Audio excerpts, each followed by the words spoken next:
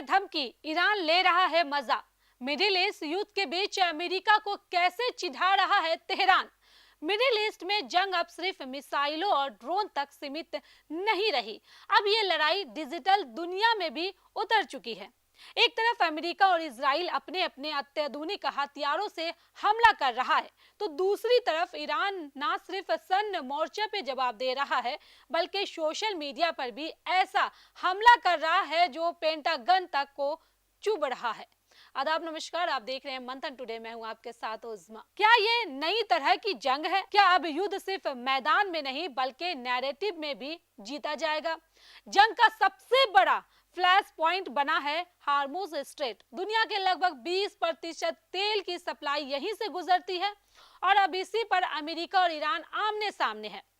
अमेरिकी राष्ट्रपति Donald Trump ने साफ कहा है कि ईरान को हार्मुज खोलना ही पड़ेगा, जरूरत पड़ी तो अमेरिका कंट्रोल लेगा। लेकिन ईरान ने जवाब मिसाइल से नहीं, एक एआई तस्वीर से दिया है।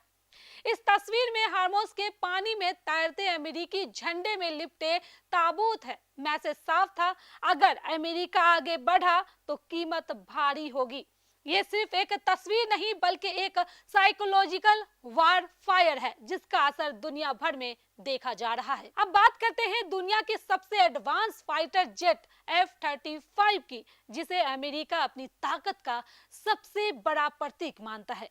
लेकिन ईरान ने इसे भी निशाना बना लिया और सोशल मीडिया पर पोस्ट किया। मैसेज क्या है?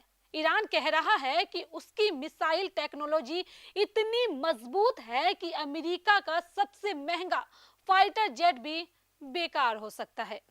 इतना ही नहीं, एक और एआई तस्वीर में F-35 को बारबेक्यू पर ग्रिल होता हुआ दिखाई गया।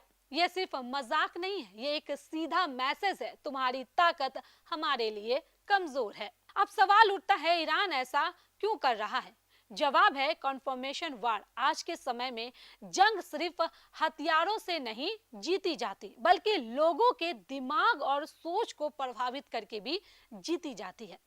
ईरान ये अच्छी तरह से समझ चुका है कि अगर नैरेटिव कंट्रोल कर लिया गया तो आधी जंग वैसे ही जीत ली। एआई इमेज, मेम्स, तंज, ये सब मिलकर एक नई रणनीति बना रहे हैं, जहां दुश्मन को कमजोर दिखाया जाता है और अपनी ताकत को बढ़ाकर पेश किया जाता है और दुनिया की सहानुभूति हासिल की जा सकती है। यानी डिजिटल फ्रंट अब उतना ही खतरनाक है जितना बैटलफील्ड। इस पूरी घटना का सबसे खतरनाक पहलू क्या है? जमीन पर जंग, समुद्र में टकराव और इंटरनेट पर मनोवैज्ञानिक हमला।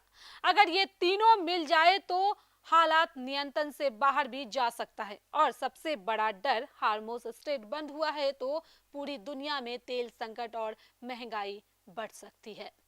तो सवाल यही है, क्या ये जंग सिर्फ हथियारों से लड़ी जाएगी या फिर एआई, मीम्स और सोशल मीडिया तय करेगा जीत और हार?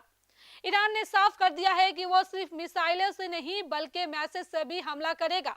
अब देखना होगा कि अमेरिका इसका जवाब कैसे देता है और ये डिजिटल जंग असली जंग को कितना भड़काती है। तो चलिए, फिलहाल इस खबर में बस इतना ही। देश दुनिया की ऐसी तमाम बड़ी खबरों के लिए बने रहे मंथन टुडे के साथ। साथ ही हमारे चैनल को लाइक करें, सब्सक्राइब करें, फॉलो करें और निष्पक्ष पत्रकारिता देखना है तो देखते रहे मंथन टुडे। बहुत बहुत शुक्रिया।